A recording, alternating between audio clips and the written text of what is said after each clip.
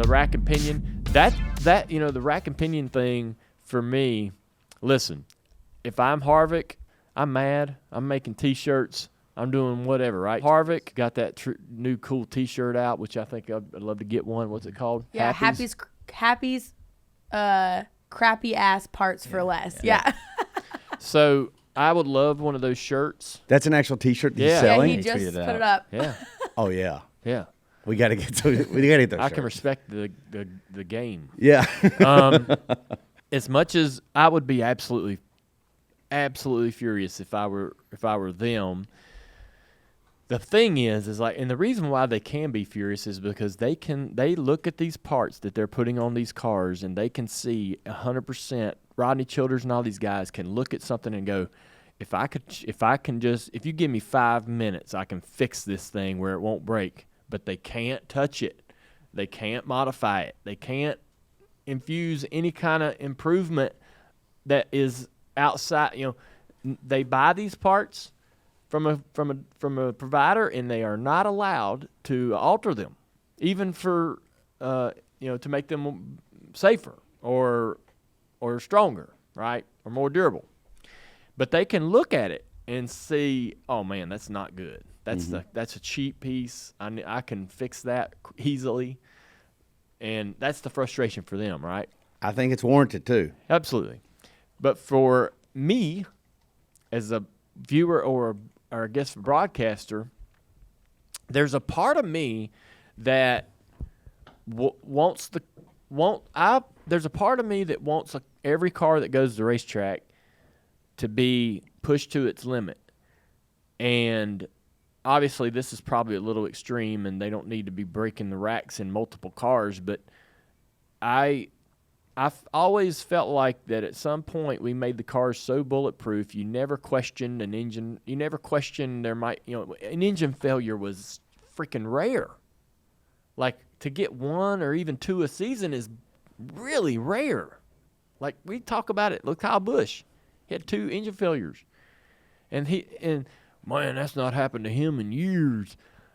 Boy, when in the 80s, man, you were that. Oh my God, yeah. Yes. They were breaking all the time. Motors all the time. Yes. Who was it? I think it was Kyle Petty, where he had when we were talking to him, he had 12 races and blown 11 motors at some point, or something stupid. Wow. And I think when Dad raced for Bud Moore in 1982, 83, I think he had double-digit engine failures. So I don't think we need to get back to there. Good. But remember, man. Remember the old saying, $2 part took us out. Yeah. Remember that? That's right. Man, yeah. $2 part. That's right. Cost us the win. Yeah. You don't have that anymore, ever. And when the last gen car, like the car that we were racing last year, was so durable.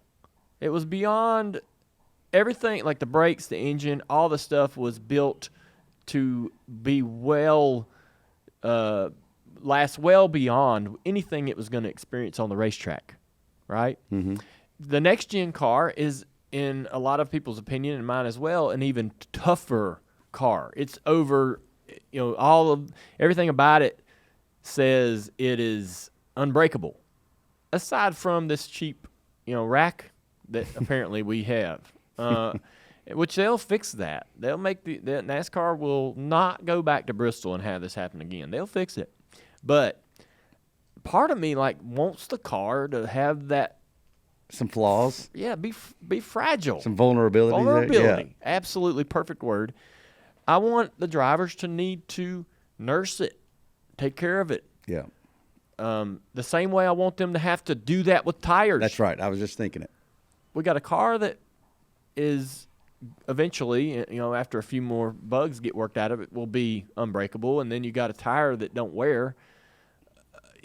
I mean, that's just not going in the right direction, I guess. I don't know. There's a balance there. But I think the fact that I was sitting there watching the race going, man, these cars might not get to the end. Whose is going to break? Whose tire? Whose rack? Who's going to be next? That made me I would watch that again. Yeah. It's like I was entertained by the unexpected or unknown. It's like we're playing this video game with the damage control off. Yeah. You know what I'm saying? Where like you race it different, right? Yeah. You don't have to take care. You don't have to nurture it. You don't have to protect it and get it to the end. You Yeah. just run that son of a bitch into a Yeah. wall, and then it's you know, you gonna keep on digging. When Dad used to race for Bud Moore, Bud would tell him, like, man, you know, you're breaking our motors. You're running them too hard. Yeah. And so it was this sort of mentality, like, you know, if you run 100% all day, it's gonna blow the engine. Could you imagine telling a driver having to get in the car going, well, I can't run hard all day, or the motor's gonna break. I'm gonna break a valve spring. Just tell Ross Chastain that, and watch what happens. We're gonna get it to the last 20 laps, and then we're gonna go right. Right. You know, Save it for the end. Yeah. Save it for the end. What the hell are you talking about? Well, the racing should be brutal enough that it really tests the cars as much as the drivers. And there was a glimpse of that in the Bristol race.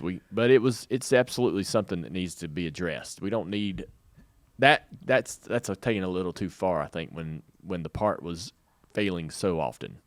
Hey, if you like that conversation, you ought to listen to the entire podcast. The Dale Jr. Download, it's available on all major podcast platforms. Hey guys, I'm here to tell you 3 reasons why I love our sponsor, Tire Pros.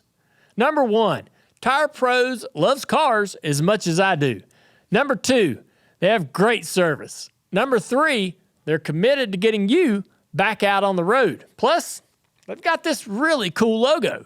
Dale, that's 4 reasons. And they have over 600 locations, 24/7 roadside assistance, a great selection, and a best-in-class tire warranty. Tire Pros, love the drive.